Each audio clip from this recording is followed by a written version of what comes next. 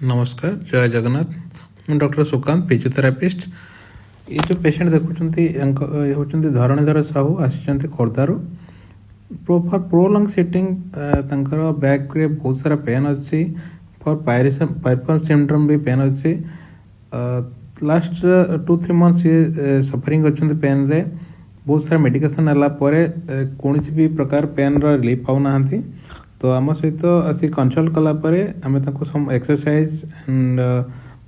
stiffness जो थी release करेलु for stretching exercise and for stimulation with exercise द्वारा